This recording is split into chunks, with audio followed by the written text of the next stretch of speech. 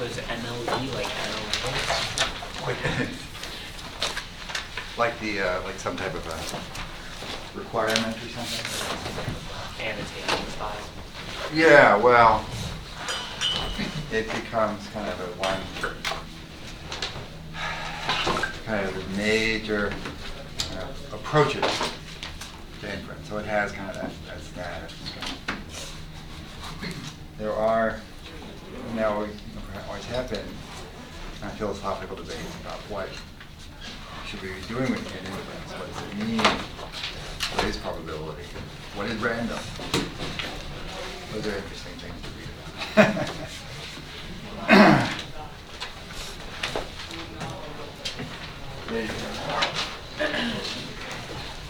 So, but no, I mean, there's still people that work on that problem. There's a group called the frequentists who do repeated random sampling. So all of our confidence intervals and things are in the frequentist mode of reasoning about what things look like in many random samples, and then turning that around to try to get inference. Whether there's Bayesian, if there are things that aren't, you don't know, you put probability distributions on. You have probability distributions for parameters. And we'll look at that as a way. So that becomes a different form of reasoning. And so you don't do confidence intervals. They don't make any sense really in a Bayesian approach. So you don't really consider data that you've never seen. Or the frequentist does some inference based on data you've never seen, but kind of hypothetically. So it kind of gets at different things. And then there's a Fisher, Sir Ronald Fisher, back in they had something usual. It's kind of like Bayes, but not completely like Bayes, so they used the data to fill in certain parts of the unknown models, and then did some inference. So it's kind of it's kind of a funny thing, and I don't never completely grasp that exactly how it's different. And then there's other people who are been developing. So Arthur Dempster was professor I had at Harvard and wrote about upper and lower probabilities. So probabilities incorporating extra bits of uncertainty. So there's a small group of people who do theory for that how do you actually compute anything with that as an alternative. So there are these alternate philosophies and approaches out there. With the frequentist, which inference with maximum likelihood, usually is put in that count, and then Bayesian statistics are the two biggest ones. But we saw some things that were non-parametric, trying to do inference without making any assumptions. So really that's kind of frequentist, what would it look like if it happens many times, but let's not make any assumptions. And so there's kind of slight different things there, right? So there are these philosophical disputes about what makes sense, and then there's something that's kind of practical. Can you do it? So one of my advisors' papers, the title was something like phenomenological or Bayesian phenomenological responses to non-responsive sample surveys. Phenomenological. Yeah, that was great. Yeah. So it was doing something, approaching things with a Bayesian philosophy, but using that to create estimators, like we will create estimators with maximum likelihood, and then evaluating them over repeated sampling, like a frequentist would, but starting out at Bayesian thinking to generate estimators, and then evaluating them. So it's kind of still at the part, but today we're talking about this maximum likelihood estimation and see how to compute different estimators under different probability models and think about a little bit what they mean. Right? So homework is posted that's due next Wednesday, and on that you go through some discrete and continuous ones where you calculate these things, right? And so one step in a few of these problems is writing down the probability model, and then doing it for n observations to get a likelihood, and then simplifying some. So if there's if you find a difficulty of seeing exactly what to write down, or in that type of approach, it'll probably affect 3 or 4 of the problems on there, right? So I would suggest trying one earlier to see, instead of the day before. So, trying one this week to see, can I write down the probabilities and multiply them together and simplify? because then that's going to be kind of common to a few things. Right? Okay. So the way this goes is we're going to consider discrete data today. We'll consider some more continuous data. So these data are in categories. They're given numbers and just are discrete values rather than a continuum of possible things on the interval. If there's some parameter, like an average or a rate or a proportion, something like that, the probability, and so x is going to be the random variable. And we use a little x as a value. Right? So the random variable, kind of a concept that says that we're going to measure something. We're going to randomly pick somebody, and the kind of randomly picking process is random. And then we're going to measure something, height, weight, income, personality, response of some sort. And then that actual value is what we're going to see. Right? So there's a distribution of the random variables, and then there's a different value that we have. So we're going to have a probability that our random variable equals a certain value. Sometimes I'll do the little ones with little kind of scripty thing, but maybe sometimes I'll just make it small. Right? And these probabilities generally will depend on the parameters in some way. Depends on what is the real mean, what is the real proportion, what is the real rate. Right? And so sometimes this is written as a density, f of x. The book writes it like this, kind of as a density or probability function. In the discrete case, it's at a particular probability. They kind of write it that depends on theta in some way. Another way you'll see this is f of x, given theta, where if you knew theta,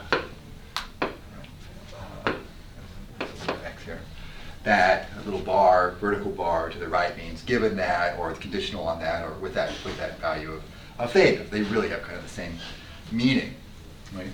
We're going to take n independent observations of x,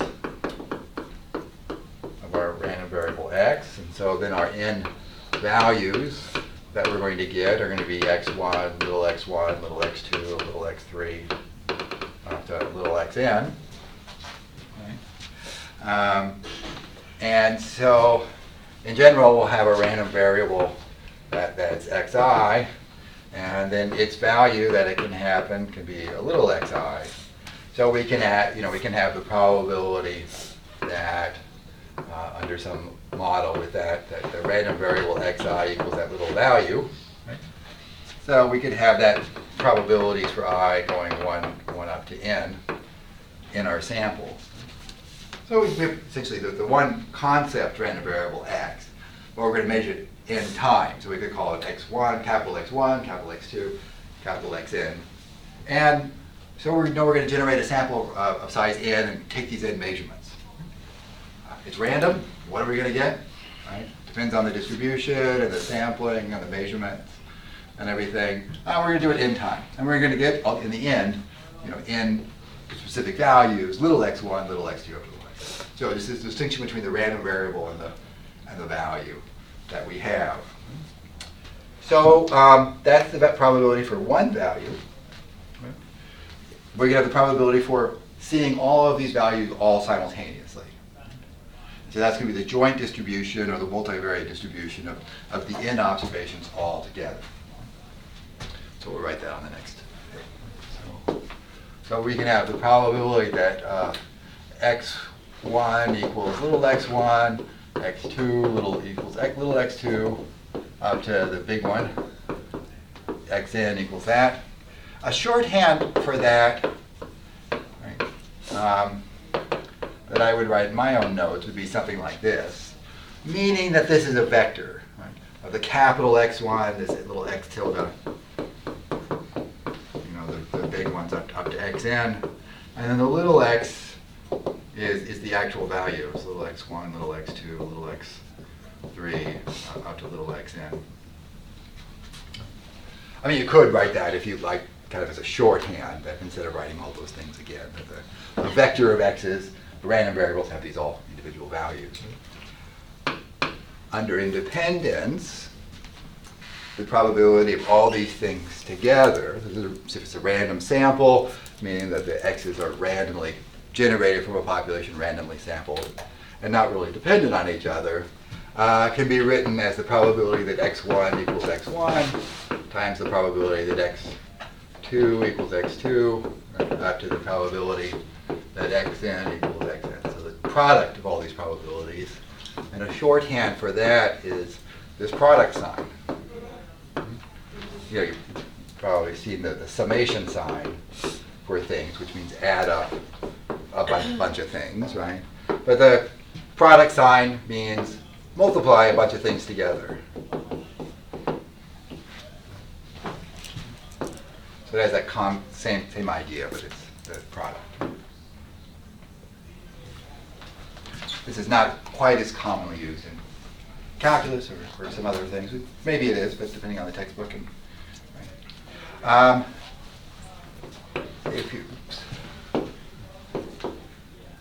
The other way that this probability, so I've kind of not put theta. You know, there's kind of a theta you could put on all of these subscripts here, right? It's involved, right? You could put theta in all of those. The book would write this as f of xi with its semicolon theta, meaning this is the probability that you see a value a little xi from that probability distribution. And so this thing is called okay.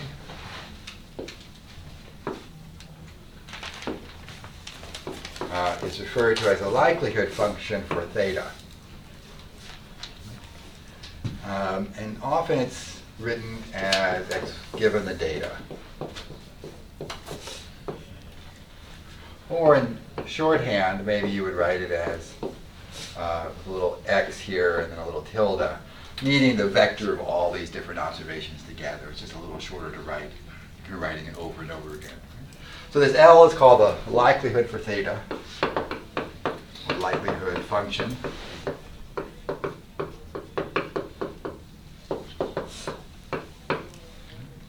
And you might say it's likelihood for theta given the data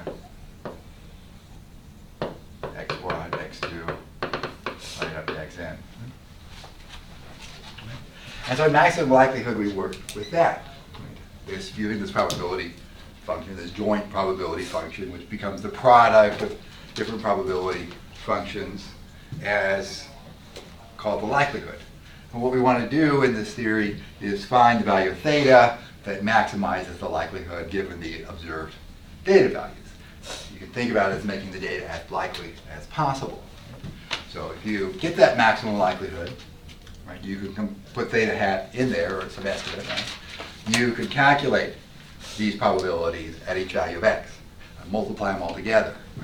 And the property of being the maximum, the thing that maximizes that function, is if you take any other value of theta, you move away from that one maximizing value, then this product is going to go down.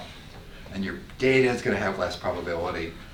You have less probability of seeing the vector x1, x2, xn than if you use the maximum likelihood estimate in there. So there's kind of, maybe it's a little circular defining it, but it's the maximizer in that sense, right? So we're going to look at how to get that in a few practical cases, right? See what it tells us. So as a first example, we're going to say that the probability model is Bernoulli. Right? And some of this is in the book too. So if xi is distributed as a Bernoulli random variable,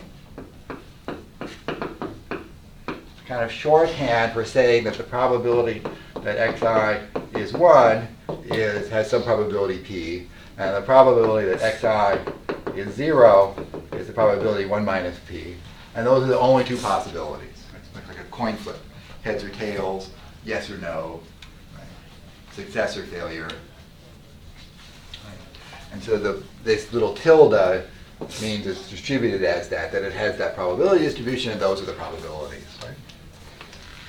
And so we're going to observe, and we're going to assume that we have a bunch of xi's that are independent of one another.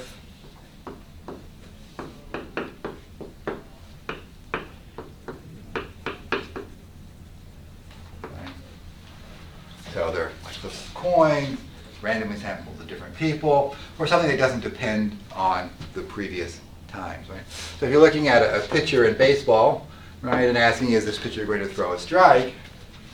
Well, what happened in the first few pitches can affect what happened later, right? So if they're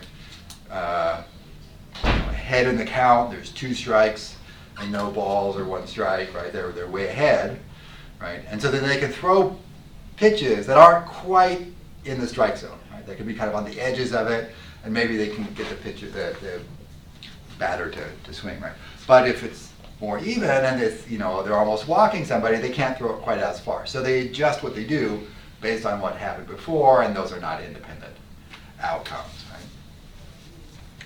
So our question then is, what is P? Right? So we're going to observe x1, x2, right up to xn, and we want to find out, give an estimate of P, and then ultimately do things like confidence intervals and so on for it. And let's say that we have, just as one example, n equals 8 trials, and we're going to get x1, x2, right up to x8. And let's say those n observations are actually 1, 0, 1, 1, 0, 0, 1, 1. 1, 2, 3, 4, 5, 6, 7. Those are the 8 numbers that we get. Right? Those would be our actual x values that we get. Right? What's the what we do with the likelihood is we consider this probability. What's the probability that x1 equals 1, x2 equals 0, x3 equals 1, x4 equals 1, x5 equals 0, x6 equals 0, and x7 equals 1, and x8 equals 1. So what's the chance that our random variable would actually take on these observed values? Well, they're independent, so we can do it as the product that x1 equals 1, the probability that x2 equals 0, dot, dot, dot, and the probability that x8 equals 1 for our actual values that we saw when we did our experiment. Right? Under the binomial model, under the Bernoulli model, every time it's 1, we can write it down as p, right? And every time it's 0, that probability is 1 minus p. It was the probability we saw that outcome, right? From that model up there. Right? So we're going to get a p, 1 minus p, and then another p, and another p, and then a 1 minus p, 1 minus p, and p, and p. So that is, if we group things together, and this is this process of grouping things together, right? In this case, it's easy. In other models, there's exponents and other things, so it's a little bit more involved. Right? So, but there's p to the 5th, 1 minus p cubed.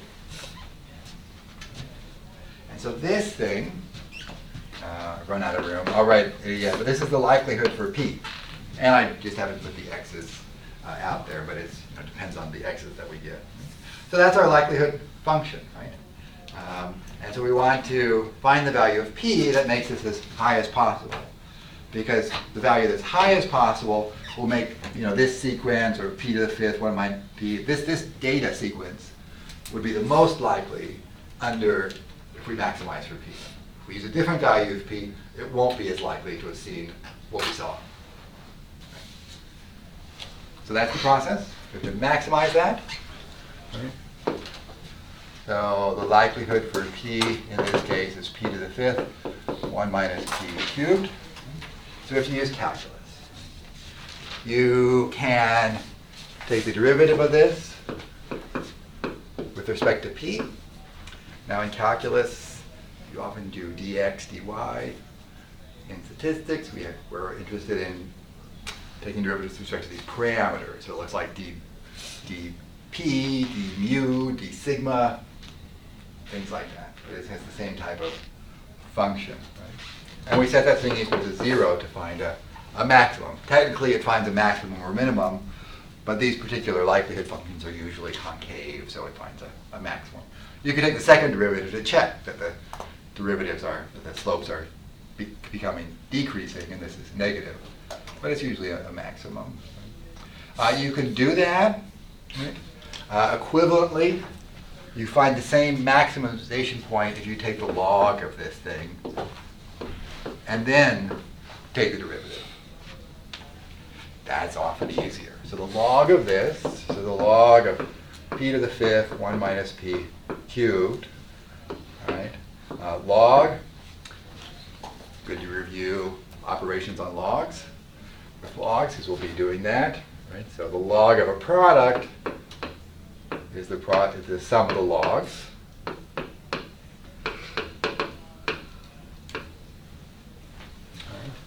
And the log of something to a power, you pull the power out front, 5 log of p plus 3 log of 1 minus p.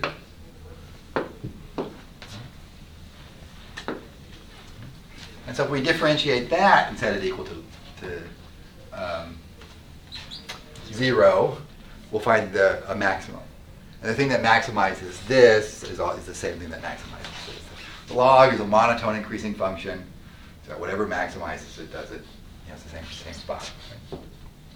Right? This is, so if you take the dp of the log likelihood, the log of p is 1 over p.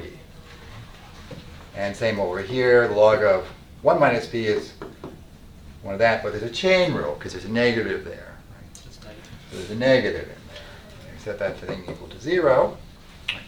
So that's the use of calculus, right? So yeah, we'll do exponents, e to a power, and just a little bit more involved in some of the expressions, right? But it's a lot of the same thing. So, check a problem or two to see if you can combine things and take logs and take derivatives is part of that technical detail, right? So solving this, 5 over p equals 3 over 1 minus p. And if you multiply by p times 1 minus p, you get this.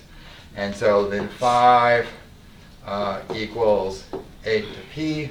And so p equals 5 over 8. Right? And so we would call this p hat. You could even write MLE. Right? That's the value of the proportion that would maximize the likelihood function.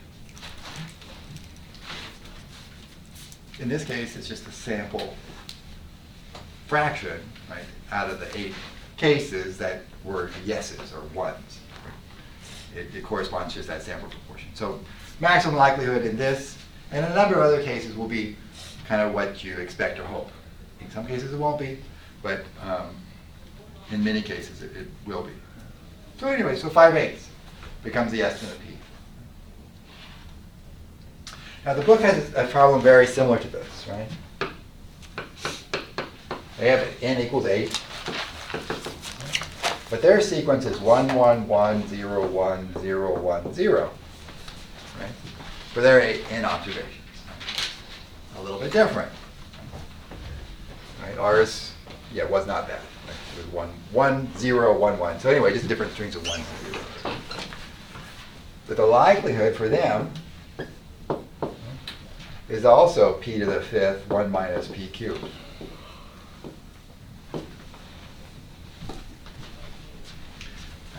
The same value will maximize. Yeah, you'll get the same maximizer, right? So if the likelihood is the same, you get the same estimator. In this case, the sequence, how they happened, is irrelevant. Right? The key data summary through the likelihood is this p to a power, 1 minus p to a power.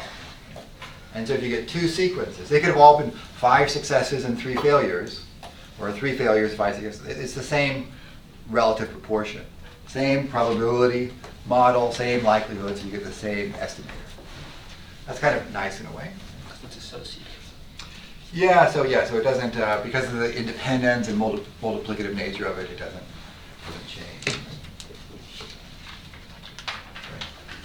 Well, that's for sample size 8 and 1 problem. We can look at a general formulation.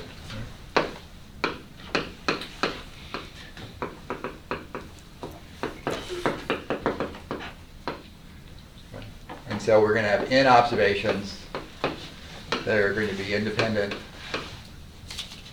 Bernoulli. And we're going to write down the likelihood and then maximize it.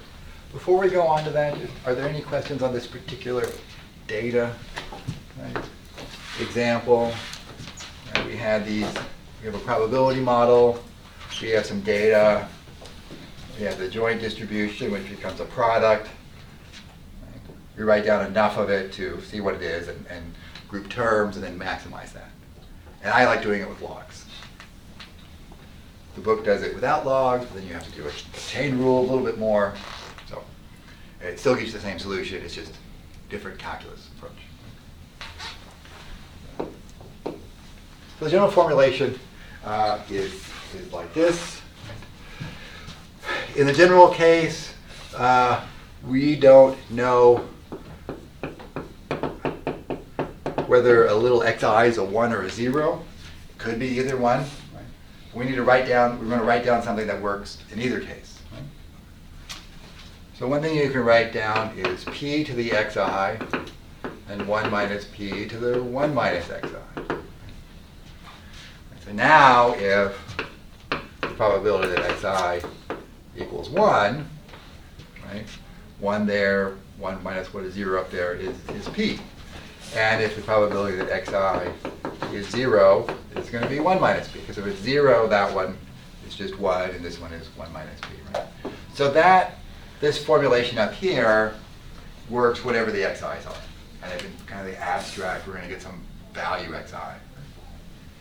So now the probability of that x equals x, right? All of our data is a product over our n observations of the probability that xi equals xi. That's what we're writing down. And so it's a product, I going from 1 to n, of the p xi 1 minus p to the 1 minus xi.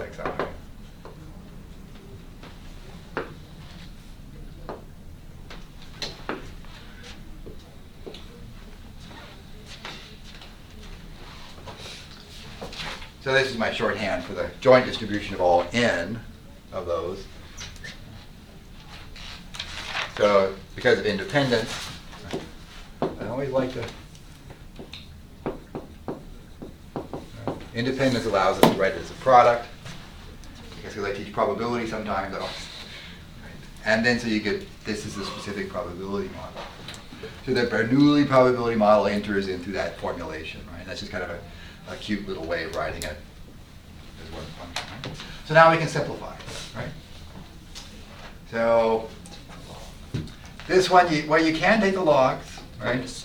You can, the product of xi, so there's p to the x1, p to the x2, p to the x3, and they're all multiplied together as a product, right? So it's possible to put it to the sum of xi up here, right? So p to the x1, p to the x2, multiply them together to give p to the x1 plus x2. And that's the general case. Similar for 1 minus p.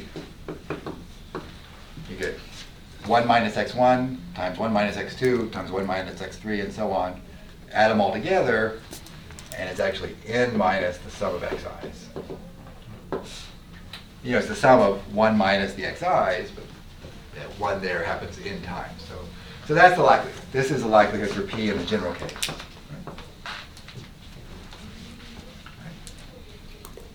So whatever the data x is, our general procedure says find p that maximizes this. Whatever the data eventually coming to you happen to be, we want to use that estimator.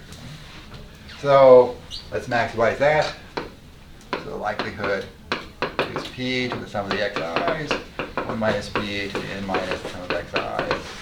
And if we take the log L of p, well, this is the sum of xi times the log of p plus square bracket n minus the sum of xi's times the log of 1 minus p. The log of that product with the exponents becomes like that. You can do it through a couple of steps. This would become the log of the sums, and then that sum of xi goes down like that. We're going to take the derivative with respect to p. So the diff log L of p dp is the sum of xi over p. And this one, we're going to have the n minus the sum of xi over here, and 1 minus p in the denominator. Because of that extra minus, though, it's negative. We set that equal to 0 to find a tangent plane that's slope 0, right? So that's either the minimum or maximum. Take the second derivative. The second derivative is going to be negative, so it's going to be a maximum. So we want to solve that. Right, so sum of xi over p has to equal n minus the sum of xi over 1 minus p multiplied by p times 1 minus p, and you get the sum of xi here times 1 minus p, and then n minus the sum of xi times p. There's a sum of xi over here. The p times the sum of xi cancels with this one. They both have negatives. And that leaves n times p over here. And solving for p is the sum of xi over n. And so that's what we call p hat, right, or maximum likelihood estimate. So in the general case, right, we take the sample proportion. There's going to be our maximum likelihood estimator. So we could write that as a sentence. So the sample proportion is our maximum likelihood estimator.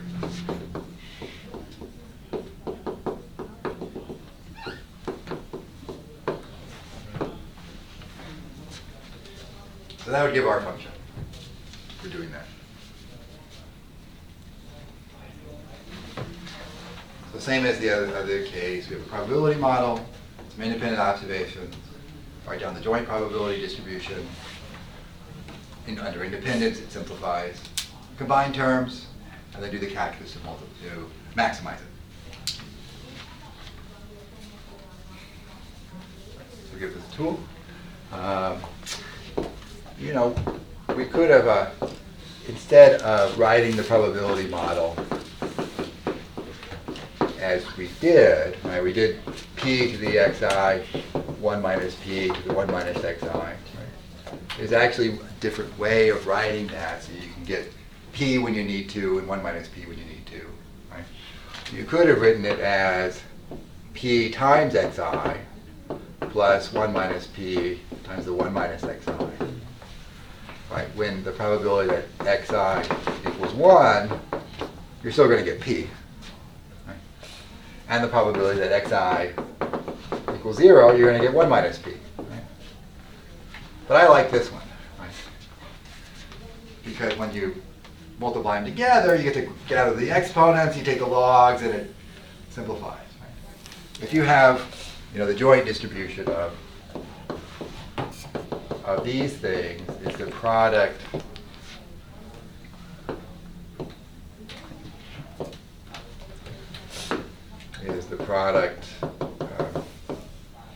of the probability that xi is xi.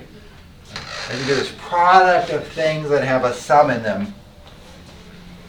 You can't really group things together. You can't really simplify it. You just have all these different products.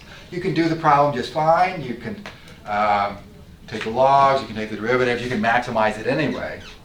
Just the calculus of the algebra doesn't work out as pretty. Right? It's a little more work. When it's a product, like when I represent it like that, when I write down the joint product of everything together, I get to group all the p to a power and 1 minus p to a power, and it's kind of nice. But that's, there's different ways of writing the probability model that work out. One, for my purpose, is a little better.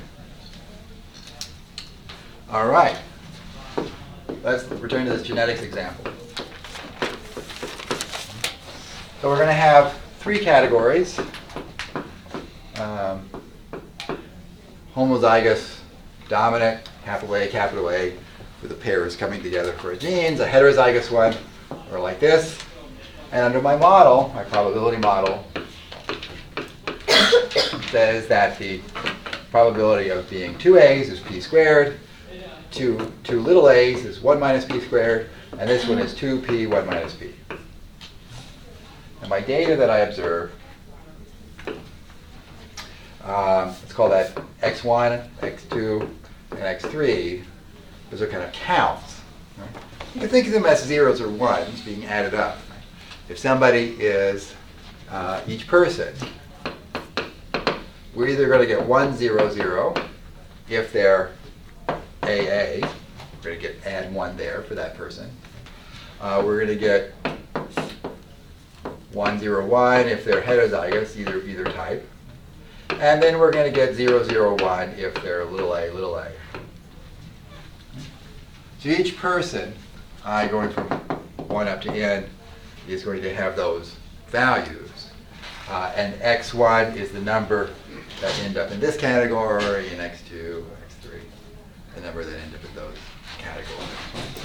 So you could write this as the sum of xi1, and this is the sum of xi2, and this is the sum of xi3. With what we really observe is xi1, xi2, and xi3. Right? So we get 1. We get to add 1 to the category each time we get a person.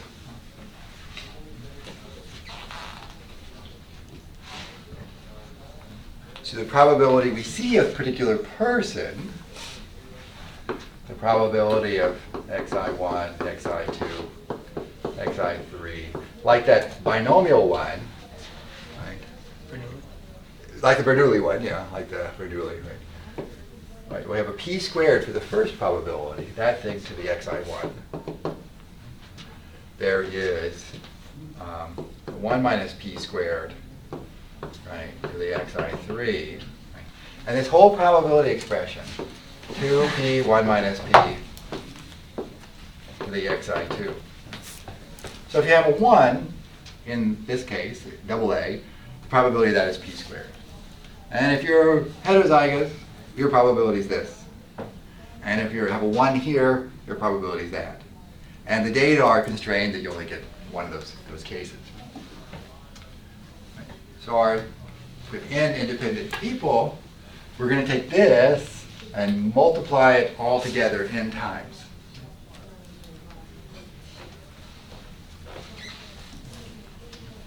And instead of writing all that out, we're going to group together the p squared. They add up to x1. This 1 minus p squared adds up to x3. Right? And then this thing adds up to the x2. This is number 2 in here. Let me write that on the next. So the probability of all my data, I can write that again, it's a product over all my n observations because of independence of my, in this case I have the trio of measurements, and so it's a product going from 1 to n. I guess I am writing it out a little more explicitly. 2p 1 minus p, all of that to the xi2, and then there's the 1 minus p squared, all of that raised to the xi3. Right? And if we combine those things together, right, add up all the xi's that are over that, it's p squared to the sum of the xi, right, that's x1. That's x1 as a measurement. There's 2p 1 minus p to the x2, x2, and there's 1 minus p squared, all of that to the x3. So this is our likelihood for p. We only have one parameter, p, that we're interested in, the rate of the dominant allele within the population. So it's simplified a little bit. This thing is, instead of a binomial is with 2, right? This would be more of a multinomial. Right? Or in this case, you could call it trinomial. Right? That there's 3 categories that you're mapping there. But this thing can simplify a little bit more, right? Because there's p and 1 minus p, right? So we can group things together. So our likelihood, there's a 2 to the x2. Right? That's part of it. That just stays in there. It's not going to affect things really, but in any case, it stays there. There's a p, when it's exponent to an exponent, right, you can multiply the exponents. Right? And then there's a p x2 over here, right, and there's 1 minus p. There's an x2 here, that's 1 minus p. And then there's a 2x3. Right,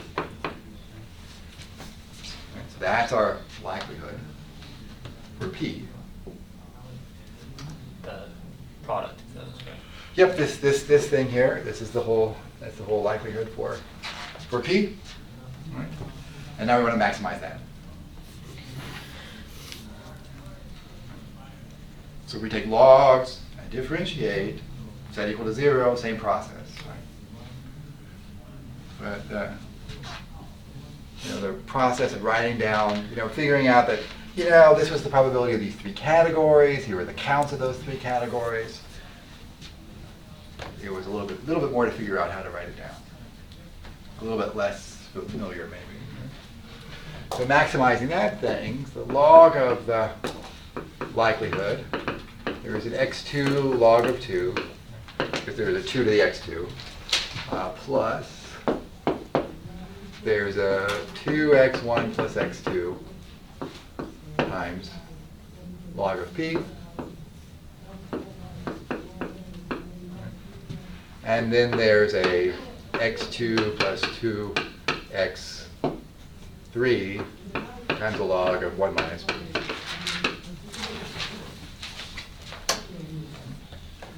So if you take the derivative of that thing,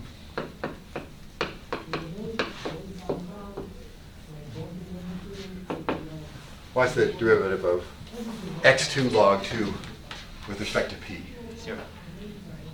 So if p's not in there, that's a constant from p's perspective. It's not moving, right, if I change p. Right? So that's 0. Right?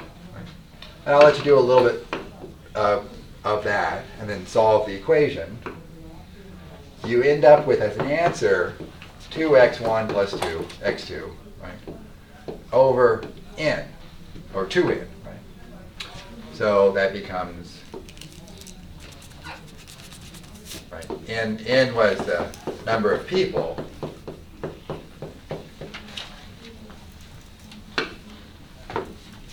And 2n was the number of genes, right? Because every person brought one, brought 2, right? And so we end up with, this is kind of the proportion of capital A's out of the 2n totals. Shouldn't that be an x3? Where did the x3 go? x3 contributes towards n. Right? But on p, there's 2x1 and x2 here. That ends up in the numerator. And once you add this plus that, it ends up adding up to 2 times the number of people. And so one of our estimators that we tried, right, in the end, was this one. Right? But that would be our estimator, right? We thought, well, you could estimate the first category, take the square root of that, or estimate the third category, take the square root of that, take 1 minus that. So there's a couple ways of going, but this is the one that's maximum likelihood. Any of those other things won't make the data as likely. So if you calculate the probability of the data under that model with other values of p, it will be less. But this is the one. Right? So you could imagine other more complicated things in there.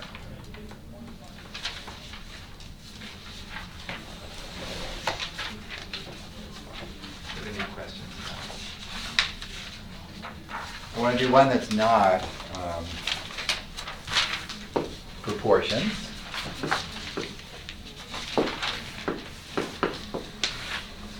So let's say that xi is distributed as a Poisson random variable with rate lambda.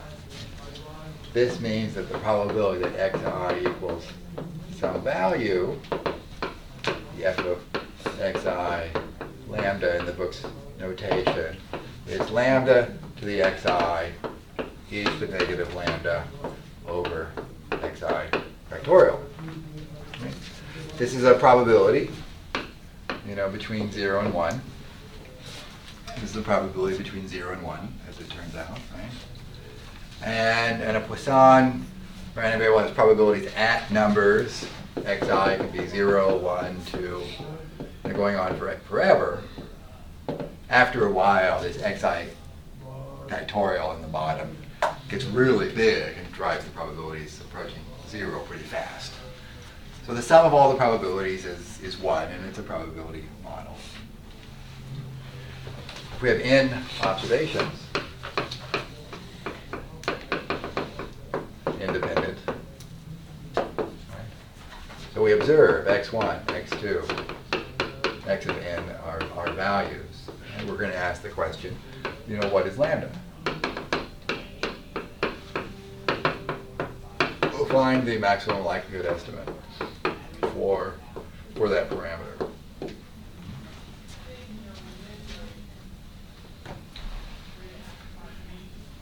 So we want to follow the similar style of approach that we did for the others, but now with this probability model. Right, so we use this one with the horse kicks. We could use it. It was actually an important, well, that was not a trivial application, but Poisson models were used to evaluate the Salk vaccine trials in the 1950s and come up with a significant statement that the vaccine works, and that justified using it in the public. Right, so it has had its huge applications, also used for military applications for random hits and other things like that. Anyway, so in observations, right, what's the probability that our vector of n observations equals its n things?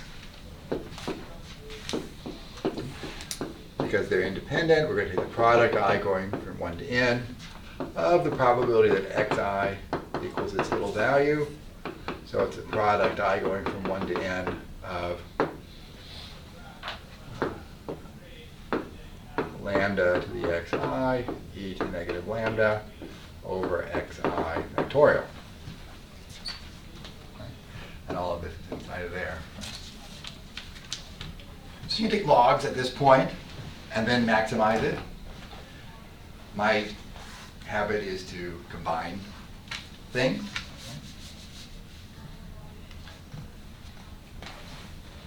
So how do we combine something like that?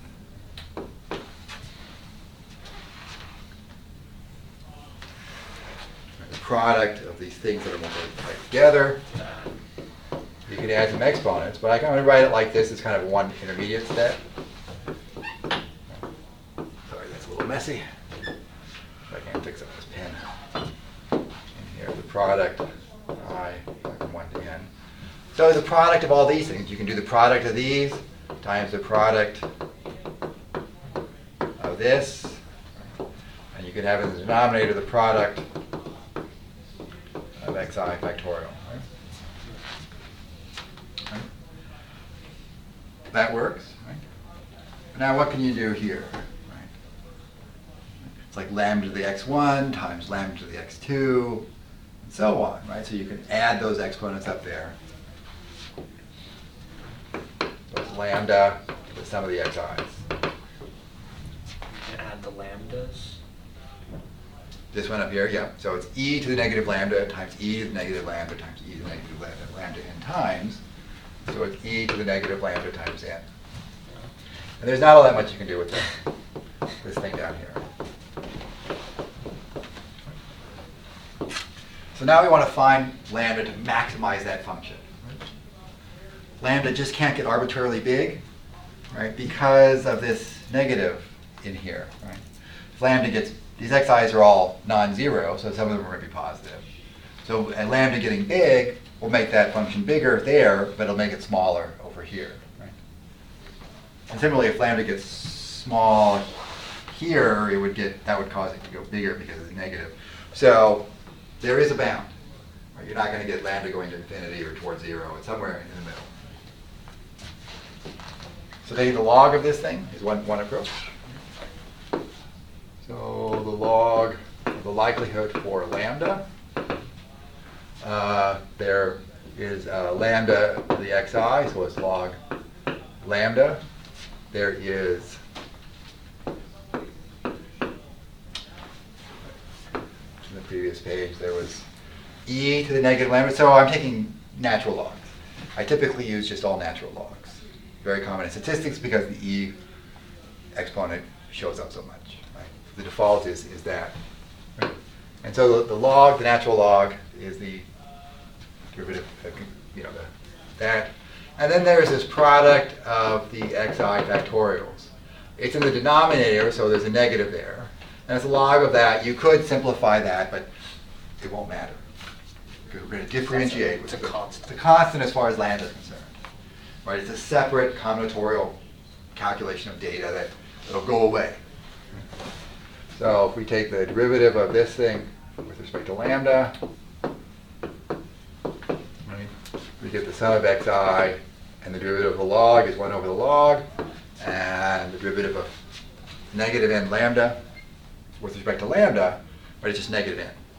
Right? Set that thing equal to 0, right? And you get the sum of xi over lambda equals n, or just multiply both sides by lambda, equals lambda n. Divide by n. And then divide by n. And we just write that as x bar. Right?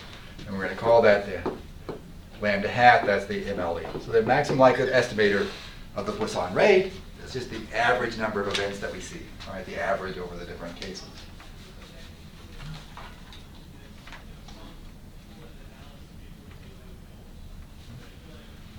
So we had a probability model, Poisson probability model. I gave us a probability formula. In independent observations, we multiply them together. Simplify, take logs, differentiate, set that equal to 0, and come up with this. Right? And so that tells us what to do. Right? Should we do the median? Should we do the mode? Should we do, if we're using this theory, what's the average?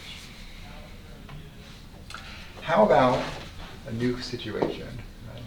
So let's say that the rate is lambda per 1,000 people. And we have n areas. And the size of the areas are E1, E2, up to En. I'm using E here because this is thinking about some type of exposure. How many people get the flu? Well, flu is, how many people get cancer? It might depend on the size of the population. So some counties say, this is at the county level, will be different sizes. So the EIs will have different sizes. Right? And so if we have 1,000 people, we could say that the number that we would see is Poisson lambda with that rate. Right? But these are in, let's say these sizes of areas, these are measured in thousands of people. One nice way that a Poisson model works is if you double the size, it doubles the rate. So in area I, x of I, so x of I is going to be the number of cases that we see in area I, right? This thing's going to be Poisson with the rate lambda times the number of thousands. So if there's only 1,000, that's going to be 1,000. If there's 2,000 people, the rate's going to be, maybe lambda is 1 in 100, or something like that, or 1 in 1,000. The rate's going to be greater in areas that have more population.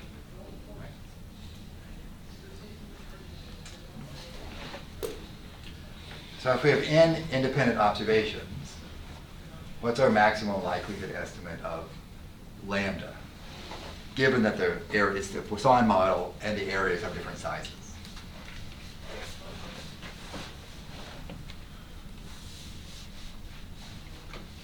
We can follow through. So it's the Same. average. It's gonna be some type of average.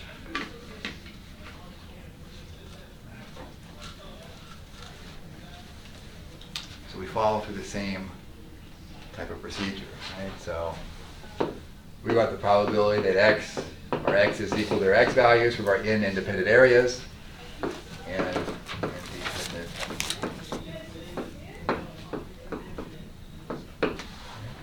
so we want to do a product over those n areas of the probability that xi equals the xi's in our sample.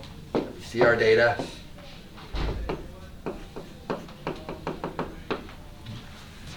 So now, remember, so lambda to the I is the rate, kind of the rate in area I. So Poisson would be, I'll write it like this: lambda I to the xi e to the negative lambda I over xi factorial. Each area would have a different expected number of cases because they're different sizes. Counties are different, hospitals are different sizes, schools are different sizes. So the rate of things occurring is going to be different. But if you put that in there, there's a lambda ei to the xi e to the negative lambda ei over xi factorial.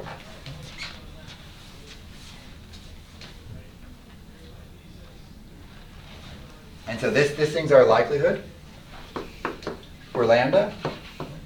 Because here's our lambda. Right? Everything else is numbers and data. The EI are exposure numbers, net population sizes, information in thousands. And the XI is the number of cases we actually see. So let's simplify it.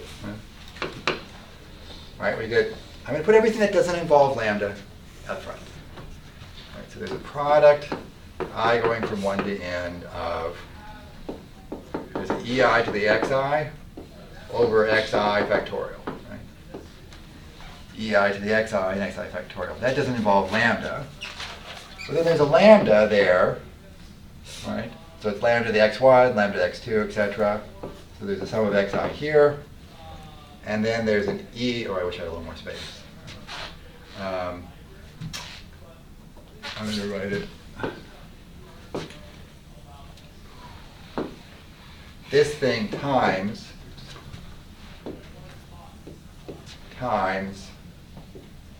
lambda to the sum of the xi. Right?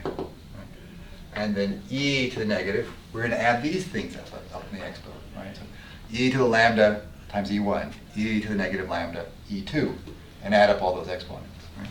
So there's a negative lambda sum of ei. This is times. So it's this thing involving the e's and the x's alone. Lambda to the sum of the xi, e to the negative lambda sum of ei's. And that's our likelihood. And that's the thing we have to maximize. Right? Find the value of lambda that maximizes that. So same thing, the log, val of lambda. Right? There's this thing out here that has no lambdas in it. And then there's the sum of xi times log lambda, and then there's a negative lambda to the sum of the ei's. So I've grouped in all this stuff out there, the log of this first stuff. Right? This stuff, the log of that thing's all there. Right? I'm going to take a derivative with respect to lambda. It doesn't have a lambda, so it's 0. You're welcome to rewrite that, but just for, so the log likelihood d lambda, that's 0 because it didn't have lambda. This one's the sum of xi over lambda, and this one is the sum of ei. Set that thing equal to 0. So we get the sum of xi over lambda equals the sum of ei, and then so lambda is, our MLE becomes the sum of the xi's over the sum of the exposures. Okay. So before, everybody had a kind of an exposure 1. They were all equivalent. And we just had n, right? So if every unit had 1,000 and all the EIs were 1, we'd be back to x bar. But if some areas are bigger or smaller, we can still combine them. Right? Still get an estimate, right? Now it says we add up the total exposures, we'll add up the total cases over the total exposures, and we get our maximum likelihood estimate. So that's what the procedure tells us to do.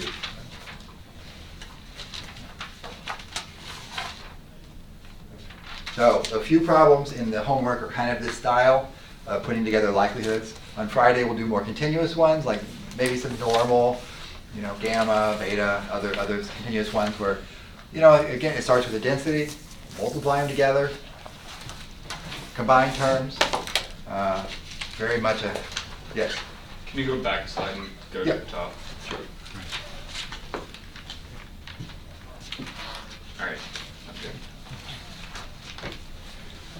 And so try one, if you can, today, tomorrow, Friday before class, and see what we're talking about for some of those. Right? There's at least one Poisson where you have two different rates to put together, and then you do the maximization. So it's a review of some calculus, taking derivative, combining things, and we'll talk about why we're doing this in a little more detail later. If you have the homework, yeah, we can add it in files. It's so long since I've done calculus. It's been so long since I've done calculus. Oh, that's even longer. So for Hopkins, there's a few words that we will Okay.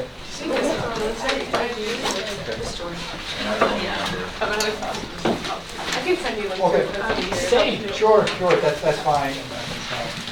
Different calc 3. 9 is, Abstract algebra homework is so annoying. and it's so fine, many just, Are you going home? keep track of what. Like one of them I did. Oh, that's right. What? One of them I did, and then another one I did. Thank What you. position do you play? I'm defenseman. Left or right, or just, or just Usually, move so fast? usually right. Hopefully move so fast, right? Yeah. I have the wedding to go to this weekend. Okay. So. You'll be gone on Friday? Yeah, probably Monday too. Okay. Because I have to drive back Monday because it's Sunday. Right? Okay, yeah, So, sure. for everything, so. All right, good, we'll have a good time. Thank So, you. be sure to dance.